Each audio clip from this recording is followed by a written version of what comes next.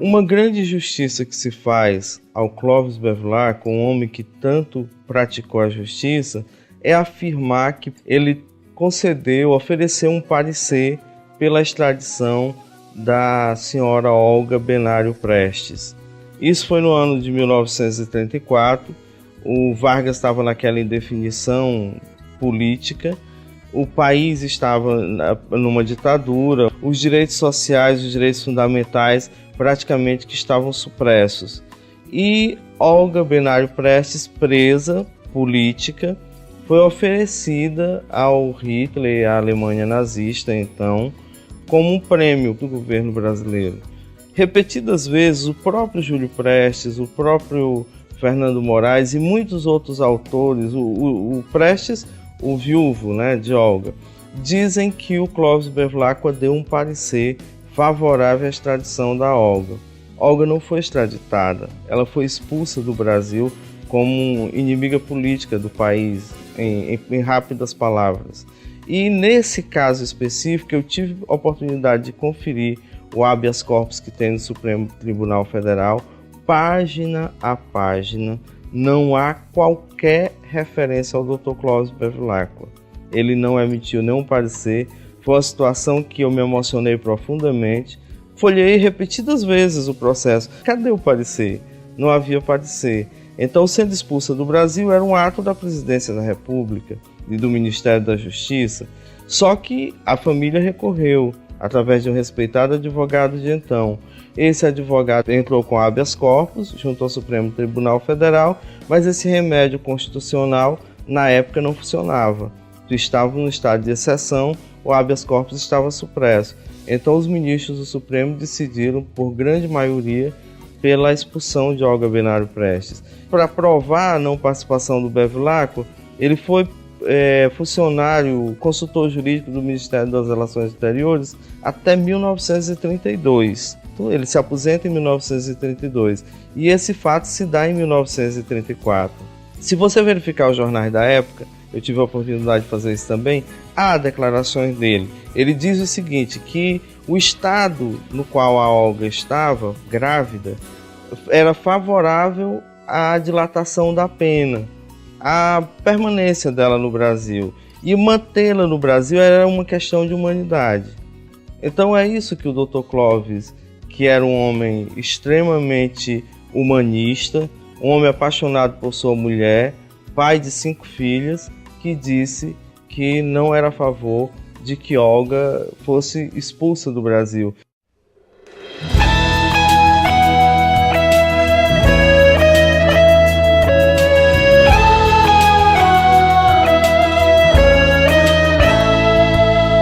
Bárbara, flor do sertão, guerreira do não e do sim. Bárbara, mãe de Tristão, avó de Alencar, do Guarani. Bárbara, olha esse mar, o dragão desse mar é um Davi. Feito você a lutar pelo dom de lutar pelo porvir. Bárbara, ouve o conselho do velho de Quixeramobim. O sertão vai virar mar e o mar vai virar um jardim. Bárbara, olha essa aldeia tão cheia de ti e de mim. Bárbara, olha esse céu, é o céu do sertão do meu padim. Ai, ai, meu padim, padiciço. Liberdade aqui é tudo isso, o Ceará tem disso sim. Ai, ai, meu padim, padiciço. Liberdade aqui é tudo isso, o Ceará tem disso sim. Bárbara, olha esse chão como é seco o sertão do sem fim. Lar de Raquel de Queiroz e do Patativa do Cariri. Berço do cego Aderaldo e do tal do amor de Peri Ceci. Luz de Delmiro e Evaldo Gouveia, candeia a reluzir. Bárbara, ouve essas ondas de Jericoacoara e Aracati. Olha esses gatos pingados pintados por mestre Aldemir. Ouvi Humberto Teixeira, doutor do Baião, no bandolim. Bárbara, olha essa flor que é da cor da flor do alecrim. Ai, ai, esse chão fronteiriço, esse amor, esse mar, esse maciço, o Ceará tem disso sim. Ai, ai, esse chão fronteiriço, esse amor, esse mar, esse maciço, o Ceará tem disso sim. Bárbara, veja o clarão dessa luz, redenção dos Martins. Bárbara, luz de Bezerra que trouxe pra terra o fim do fim. Bárbara, onde Iracema, graúna do sol, curumim. As faustas águas do Nilo que é o Jaguaribe daqui. Terra judia cigana, versão carcamana de pré-pichim. Fogo de berço arabesco, afresco de pilim-pim-pim. Água canoa das fontes dos verdes portais do Fortim. Bárbara olha pro Crato, a princesa de trança e Transcilim. Ai, ai, esse povo mestiço, essa terra me botou feitiço, o Ceará tem disso sim. Ai, ai, esse povo mestiço, essa terra me botou feitiço, o Ceará tem disso sim.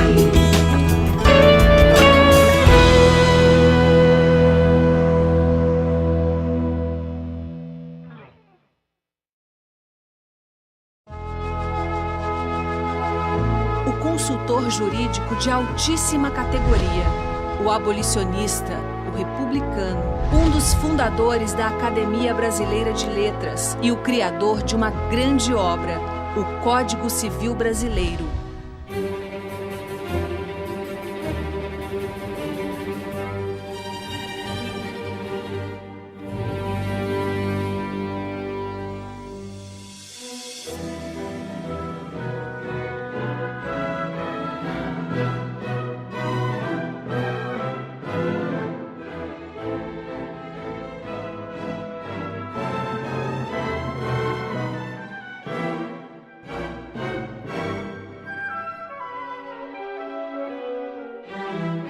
Clóvis Bevilacqua nasceu a 4 de outubro de 1859, na então Vila Viçosa, agora Viçosa do Ceará.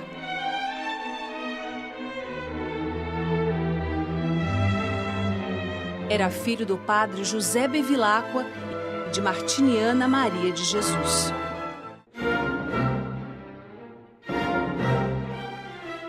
O padre José Bevilacqua era fortalezense e se tornara vigário de Viçosa em 1844.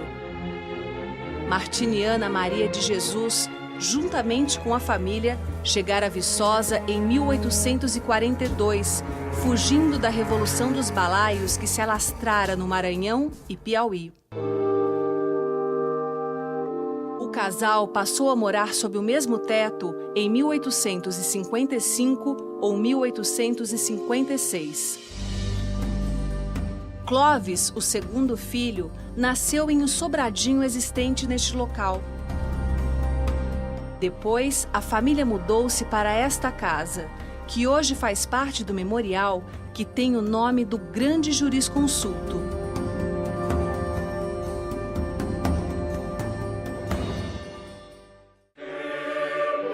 No século XIX, era comum padres que constituíam famílias. E assim, a união do padre José Bevilacqua com Martiniana Maria de Jesus foi assimilada pela maioria da população de Viçosa. Menos para certa Irmandade de Nossa Senhora de Assunção, que vez por outra enviava para o jornal O Cearense, pró-Partido Liberal, notícias sobre o comportamento pouco ortodoxo do padre Bevilacqua em termos de castidade.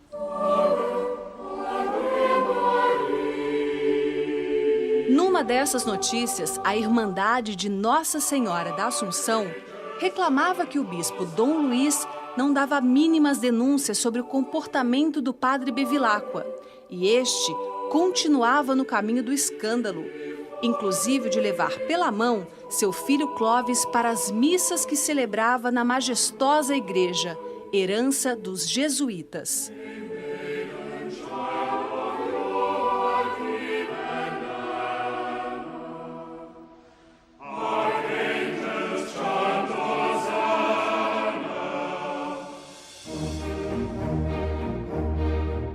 A infância de Clovis foi assim, entre fuxicos políticos e aulas do professor de primeiras letras Marcelino Freire das Virgens, entre paisagens deslumbrantes e um misticismo que impregnava o mundo que para os viçosenses era apenas Viçosa.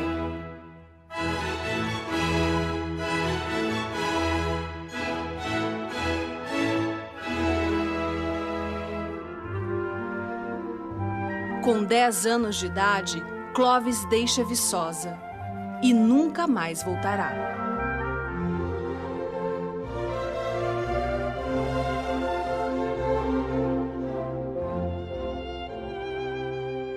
Na velhice, em um escrito, lembrou a terra onde nasceu e passou a infância.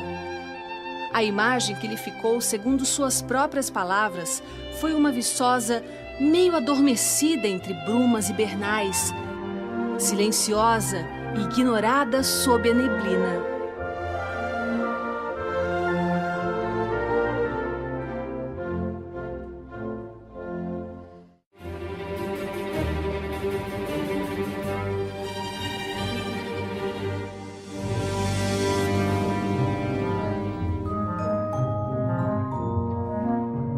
Em 1869, Clovis foi estudar em Sobral, onde concluiu o curso primário com o professor Vicente Ferreira de Arruda, o professor Arrudinha, famoso pela erudição.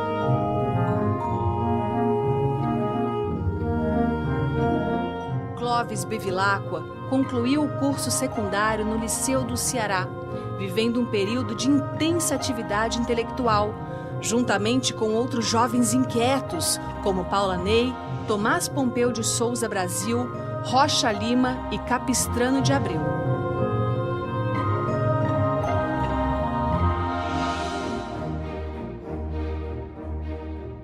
Nesse período, através de intensas leituras, se familiarizou com a filosofia e a literatura. O jornal literário da época, denominado O Livro, contém críticas literárias de sua autoria, suas primeiras publicações. Em 1876, foi residir no Rio de Janeiro. Estudou no Mosteiro de São Bento, fazendo os preparatórios para ingressar no ensino superior. Silva Jardim, o famoso intelectual republicano, e Coelho Neto, o escritor, foram seus companheiros de estudo. Fim desse tempo, o contato de Clovis com as ideias republicanas e abolicionistas e com o positivismo de Augusto Comte. Em 1878, se tornou aluno da Faculdade de Direito do Recife, onde teve uma vida acadêmica agitada.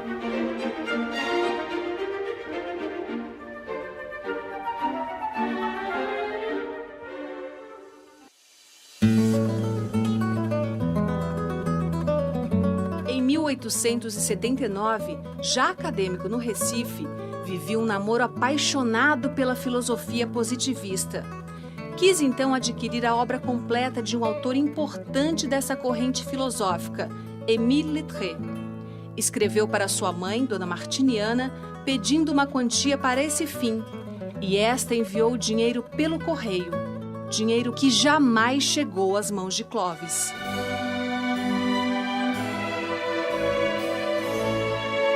Ao invés da quantia esperada, que foi roubada, Clovis recebeu foi a notícia da morte de sua mãe, acontecida em Viçosa, a 27 de julho de 1879.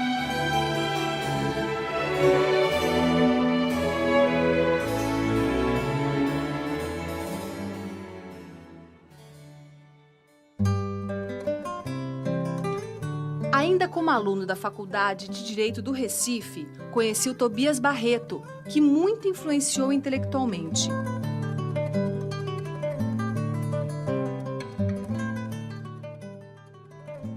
É nesse momento, ainda no Brasil Império, que ele se encontra com Tobias Barreto. É nesse momento que ele bebe da água dos ensinamentos de Tobias Barreto, que rompe com o paradigma do Brasil de então. E é nesse contexto que Tobias Barreto, na Escola do Recife, faz o que a gente chama de surto de novas ideias, ruptura de paradigma. Por quê? Porque ele adentra no Brasil com uma literatura estrangeira que não era acolhida até então no seio nacional, que são os doutrinadores alemães. E é nesse momento que é o próprio positivismo, que era uma corrente doutrinária amplamente aceita no Brasil, mas o próprio Tobias Barreto, com toda essa escola do Recife, questiona o positivismo ortodoxo de Comte e passa também a dar uma conotação de um positivismo mais criticista a partir da escola francesa, porém de Émile Littré, que não era a escola até então absorvida no seio nacional. E Clovis Bevilacqua, como estudante da Faculdade de Direito, absorve essas ideias e passa a ser um fiel precursor, doutrinador, divulgador dessas novas ideias de Tobias Barreto. E a Escola de Direito do Recife, chamada Escola do Recife, passa a ser então um referencial nacional da sociologia e da filosofia do direito.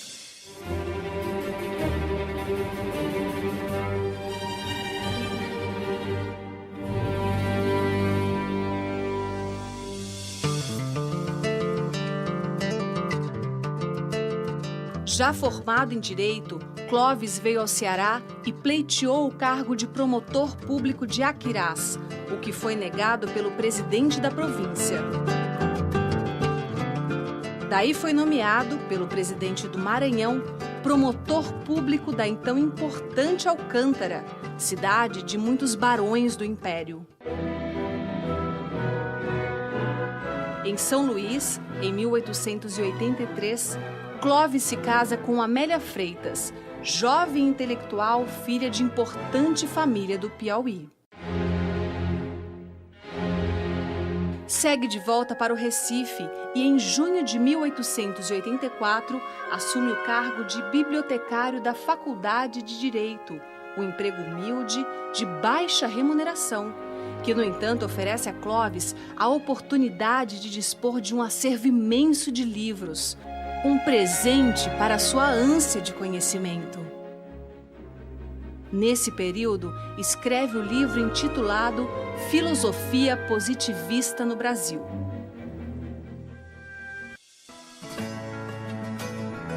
Em 1891, reassume seu posto de professor na Faculdade de Direito do Recife. A partir daí, muitas obras de Clovis são publicadas: Direito da Família, O Direito das Obrigações, Criminologia e Direito. Na Veneza brasileira, grande centro cultural do fim do século XIX, Clovis ia acumulando vasto conhecimento e especializando sua obra no direito.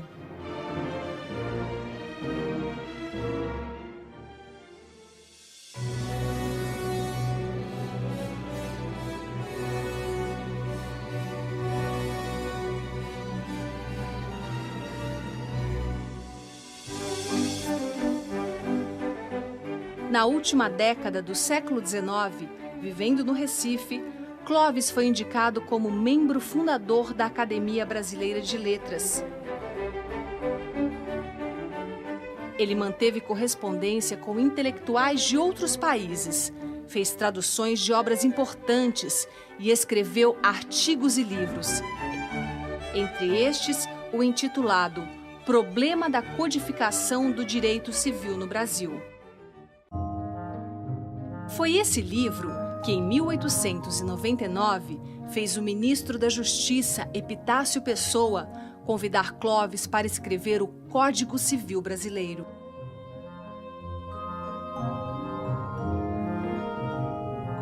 Tarefa gigantesca, indispensável para que o Brasil se pusesse na trilha da ordem e do progresso e aposentasse de vez as velhas, confusas e contraditórias ordenações herdadas do Reino de Portugal. Em 1959, o professor Eribaldo tomou a iniciativa de promover aqui em Fortaleza um congresso nacional honrando o nome e estudando a obra de Clóvis Bevilacqua. Recordo-me bem que meu contributo foi um trabalho intitulado A Influência de von Ehring, um grande jurisconsulto alemão, na obra de Clóvis, para mostrar que ele tinha raízes germânicas na sua formação. Que o grande Clóvis da escola do Recife era, na verdade, um humanista de grande dimensão e tinha um preparo enraizado na bibliografia de direito alemã, sobretudo naquela fonte que o inspirou e que legitimou muitas das suas posições doutrinárias. Em apenas 8 meses, Clóvis Bevilacqua concluiu a tarefa e o texto do Código Civil foi encaminhado ao presidente da República, Campos Salles. Em meados de 1900, quando Clóvis já havia se mudado para o Rio, o texto foi encaminhado ao Congresso Nacional.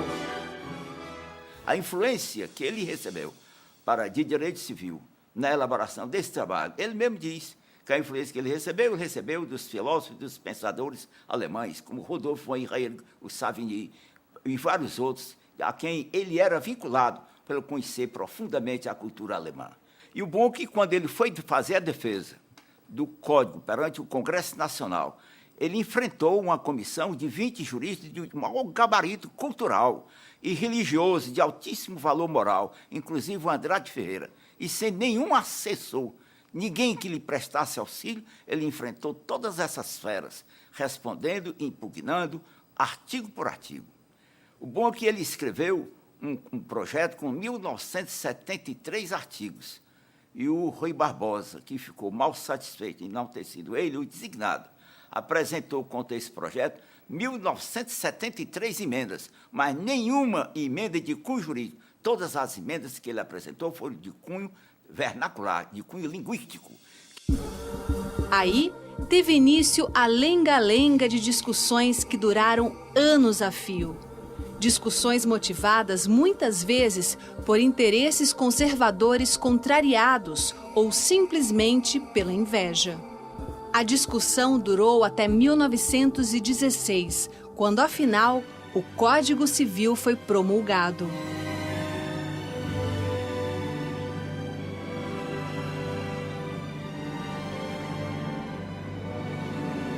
O Código veio para atender um alento do povo brasileiro, que até então não tinha sua própria legislação. Carecíamos de uma legislação identificada com o nosso povo, com os nossos anseios. E, de certo modo, o Clóvis Bevilacqua tentou imprimir isso no seu código. Até costuma-se dizer que o Clóvis Bevilacqua, ele privilegiou o núcleo familiar ao invés do núcleo-nação, falando assim que existia um privatismo das relações familiares. Isso significa que o Estado ficou um pouco afastado da família brasileira nas questões que o Código regulamentou. A gente observa isso quando se determina, por exemplo, que o chefe da família brasileira, o chefe da sociedade conjugal era o homem. À época, a mulher era tida como uma pessoa que necessitava de proteção. E coube ao Clóvis Bevilacqua essa preocupação. E temos que ver nisso não um aspecto somente machista, mas um aspecto do sentimento do Clóvis de que essas pessoas dentro da família precisavam de maior proteção. Fato marcante é que, na mesma época que Rui Barbosa, no Senado, continuava a caçar imperfeições de estilo no texto do Código Civil, o padre José Bevilacqua, pai de Clóvis, que durante 61 anos havia sido vigário de Viçosa, agonizava. Na madrugada de 25 de agosto de 1905, o pai de Clóvis deixou o mundo dos vivos, enquanto centenas de viçosenses, diante de sua casa, rezavam e iluminavam caminhos para que sua alma fosse ao céu.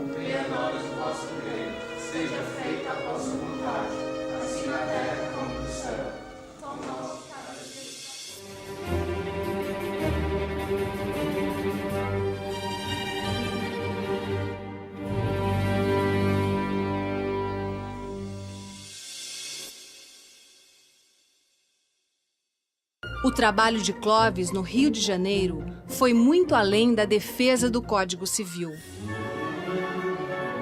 Em 1906, por indicação do Barão do Rio Branco, se torna consultor jurídico do Ministério das Relações Exteriores. Nessa condição, se aprofunda em direito internacional e escreve vários estudos nessa área.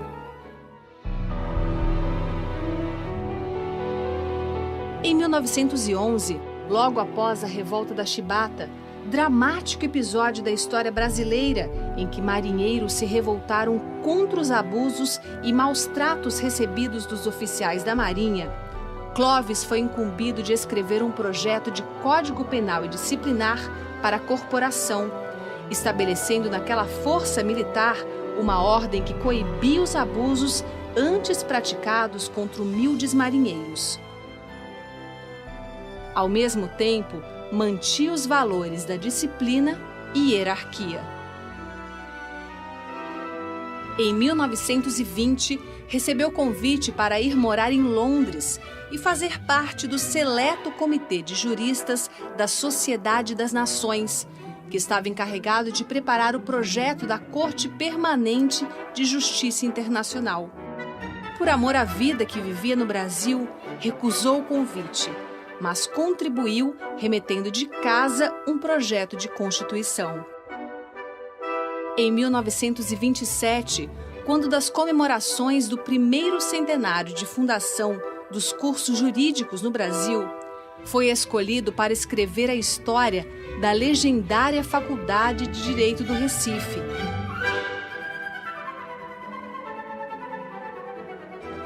Em 1928, foi o primeiro lugar no certame, o maior dos cearenses vivo, promovido pelo jornal O Povo, com votação feita com os notáveis da terra.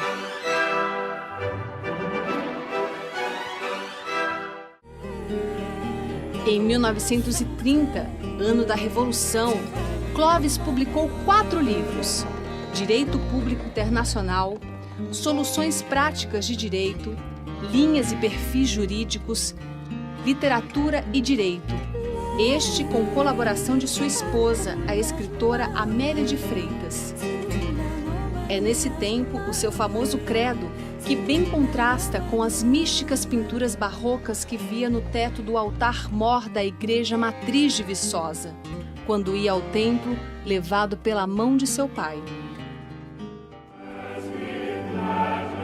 Creio no direito, porque é a organização da vida social. Creio na liberdade, porque é a marcha para a civilização. Creio na moral, porque é a utilidade de cada um e de todos, transformada em justiça e caridade. Creio na justiça, porque é o direito iluminado pela moral, protegendo os bons e útil contra os maus e nocivos. Creio na democracia, porque é a criação mais perfeita do direito político em matéria de forma de governo. Creio no patriotismo, porque o patriotismo é a forma social do amor, e como tal, é irresistível e incomensurável.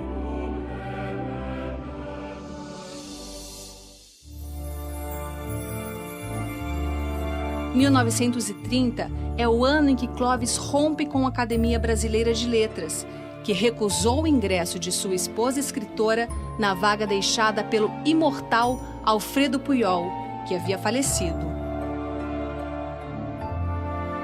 Amélia escrevera muitos contos, alguns romances e fora parceira de Clóvis em algumas obras. Foi recusada pelo fato de ser mulher. Além da discriminação contra o sexo feminino, a recusa dos acadêmicos ao ingresso da escritora Amélia de Freitas na academia foi uma ofensa a Clóvis, que sempre teve muita devoção pela esposa.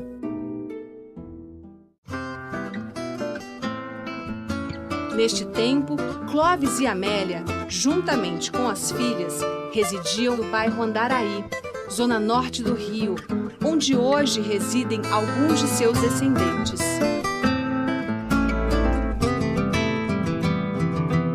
Foi aqui, em 1934, que Clóvis se aposentou de seu emprego no Ministério das Relações Exteriores e passou a viver de uma aposentadoria minguada. Foi aqui onde Clóvis passou a fazer pareceres, ganhando algum dinheirinho extra para suprir as necessidades da família.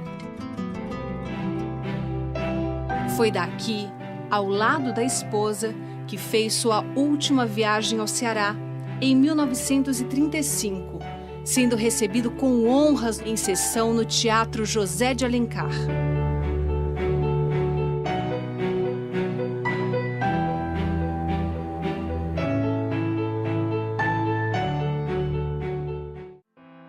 Esta casa recebia animadas visitas, havia almoço para os amigos e longas conversas reunindo intelectuais do Rio de Janeiro. Momentos de alegria e momentos de tristeza. Um desses foi a longa doença de Dona Amélia, doença que hoje seria chamada mal de Alzheimer.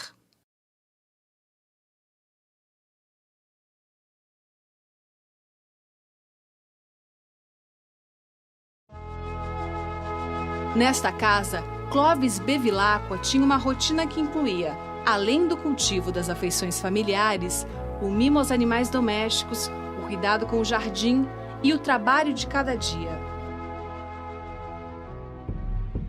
Essa rotina continuou até o dia 14 de julho de 1944, quando Clóvis estava perto de completar 85 anos de idade. Eram 6 horas da manhã, quando sua filha Florisa o encontrou morto, caído perto da mesa de trabalho. Ainda na mesma manhã, pelo rádio, o Brasil inteiro soube que Clóvis Bevilacqua tinha deixado o mundo dos vivos e virado história.